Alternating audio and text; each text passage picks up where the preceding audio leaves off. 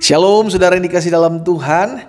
Bersyukur karena hari ini saya dapat kembali menyapa setiap umat Tuhan dimanapun Bapak Ibu Saudara berada. Melalui program Bible and Coffee, kita rindu untuk memulai hari kita dengan firman Tuhan. Karena kita percaya manusia kita secara daging betul membutuhkan makanan jasmani, tetapi manusia rohani kita juga tetap memerlukan makanan rohani. Itu sebabnya melalui program Bible and Coffee ini, sebelum kita memulai segala sesuatunya, kita rindu untuk merenungkan firman Tuhan, sehingga diperlengkapilah kita dalam melakukan segala sesuatunya dalam kehidupan kita. Bapak Ibu Saudara dikasih dalam Tuhan. By the way, ada kabar sukacita buat setiap umat Tuhan yang sudah sering mendengarkan renungan singkat melalui program Bible and Coffee ini. Kalau program Bible and Coffee ini saya buka di pagi hari, maka mulai terhitung besok, tepatnya 19 Juli tahun 2025, saya rindu juga menyapa setiap umat Tuhan di malam hari, ya. Program di mana saya rindu untuk menyampaikan renungan singkat juga untuk umat Tuhan, sehingga sebelum umat Tuhan tidur di malam hari, kiranya boleh dapat merenungkan firman Tuhan. Dan saya beri nama program ini Bible and Bed, ya kan. Jadi sebelum kita go to the bed, maka kita read the Bible, iya kan. Jadi sebelum kita pergi ke tempat tidur, kita rindu untuk merenungkan firman Tuhan. Ya, jadi umat Tuhan yang biasa sudah merenungkan firman Tuhan melalui program Bible and Coffee ini, terhitung mulai besok tanggal 19 Juli saya akan memulai program ini dan bantu sebarluaskan kepada teman-teman yang sudah biasa bergabung lewat program Bible and Coffee di pagi harinya. Maka malam hari saya, Pastor Glenn Latuheru, rindu untuk menyapa juga setiap umat Tuhan, sehingga ketika kita buka hari, pagi hari kita merenungkan firman Tuhan, dan di malam harinya kita terus diperlengkapi oleh firman Tuhan. Jadi tidur juga nyenyak, tidur juga enak, karena yang terakhir kita dengar adalah renungan firman Tuhan. Iya saudara ya, puji Tuhan. Bantu bagikan kembali juga saudara dikasih dalam Tuhan, sehingga program-program ini boleh menjadi berkat buat setiap umat Tuhan. Dimanapun Bapak Ibu Saudara berada, kita sama-sama kembali merenungkan firman Tuhan. Kita berdoa, kita datang sama Tuhan. Bapak, terima kasih buat hari yang dahsyat, hari yang luar biasa, hari yang Tuhan jadikan buat setiap kami. Kami bersyukur setiap kali kami mendengarkan firman Tuhan, kami dikuatkan, kami diteguhkan, kami dibimbing, kami diarahkan, dan kami dituntun. Sehingga setiap hari kami belajar firman-Mu, setiap hari kami semakin diubahkan. Sampaikan sesuatu bagi masing-masing kami, ya Allah Roh Kudus. Kami buka hati kami untuk firman-Mu. Di dalam nama Tuhan Yesus Kristus kami berdoa. Haleluya. Amin, amin. Puji Tuhan. Saudara yang dikasih dalam Tuhan, kerinduan Tuhan adalah agar kita selalu bergantung kepadanya. Ya, itu dulu.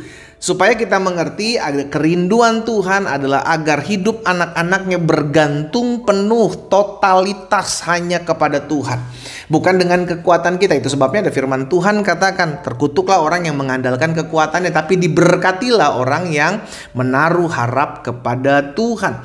Nah, saudara dikasih dalam Tuhan, terkadang Tuhan adakan situasi, Tuhan atur situasi sedemikian rupa, sehingga akhirnya kita ada dalam titik di mana Tuhan, saya udah gak bisa buat apa-apa. Menurut kita bilang, aduh, keadaan ini keadaan yang tidak baik. Tetapi terkadang Tuhan izinkan hal ini, saudara dikasih dalam Tuhan, supaya kita ada di titik di mana kita nggak bisa lagi ngandalin siapa-siapa, kita nggak tahu lagi mesti buat apa-apa, dan disitulah kita berseru sama Tuhan. Hal ini dialami oleh Rasul Paulus, saudara dikasih dalam Tuhan, dalam 2 Korintus 12, ayat 9 dan ayat 10 dari 2 Korintus 12. Tetapi jawab Tuhan kepadaku, cukuplah kasih karuniaku bagimu, sebab justru dalam kelemahanlah kuasaku menjadi sempurna. Rasul Paulus bilang begini selanjutnya, sebab itu terlebih suka aku bermegah atas kelemahanku, supaya kuasa Kristus turun menaungi aku. Ayat 10. Karena itu, wah, ini kata-kata yang jarang kita dapati di dunia, saudara. Rasul Paulus bilang begini, karena itu aku senang dan rela Di dalam kelemahan, di dalam siksaan, di dalam kesukaran, di dalam penganiayaan dan kesesakan oleh karena Kristus. Sebab jika aku lemah, maka aku kuat. Saudara dikasih dalam Tuhan, buat Rasul Paulus, kesukarankah, tekanan hidupkah, penganiayaankah, kesesakan maupun siksaan, itu suatu kenikmatan buat mereka, buat dia gitu loh.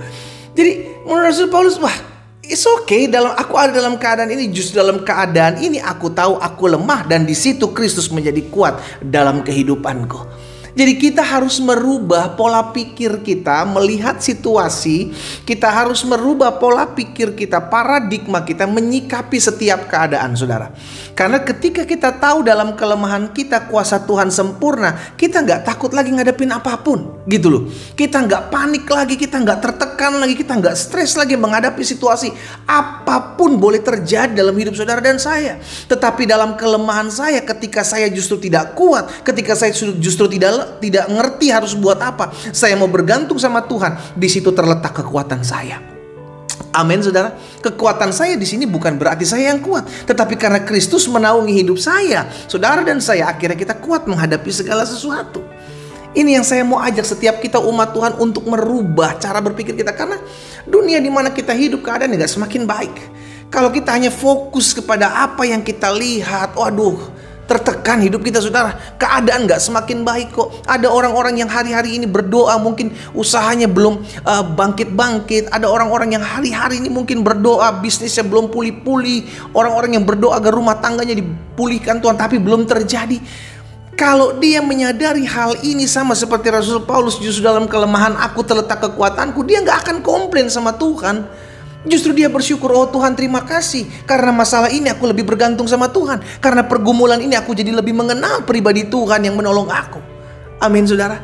Ayo saya ajak setiap umat Tuhan secara khusus, umat yang olehnya Tuhan percayakan saya layani melalui program Bible and Coffee ini, di pagi hari sebelum kita memulai segala sesuatunya, ayo tanamkan diri kita bahwa apapun situasi kita, apapun keadaan yang akan saya hadapi, apapun yang orang manusia buat dalam kehidupan saya tahu dalam kelemahan saya terletak kuasa Tuhan. Dan kalau ada kuasa Tuhan dalam hidup saya, maka saya kuat menghadapi apapun.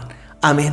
Sehingga akhirnya kita sama seperti Rasul Paulus katakan, justru dalam kelemahanku terletak kekuatan Tuhan. Maka apapun dalam keadaan kita terjadi yang sesuai dengan tidak sesuai dari apa yang kita inginkan terjadi, kita tetap berkata, Tuhan, Engkau Bapa yang baik. Aku berterima kasih buat setiap anugerah dan kemurahan Tuhan.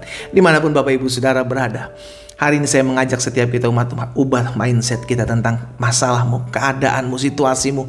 Justru kita bisa bersuka cita, beria-ria sekalipun keadaan sedang tidak baik-baik saja. Untuk ukuran orang dunia kita aneh, saudara. Loh, keadaan sedang tidak baik-baik saja kok kamu senang-senang. Keadaan sedang tidak baik-baik saja kok kamu bersuka cita. Karena hidup kita tidak ditentukan oleh keadaan, hidup kita ditentukan oleh kuasa Tuhan. Dalam kelemahanku terletak kuasa Tuhan yang sempurna, dan itu yang menjadikan aku kuat.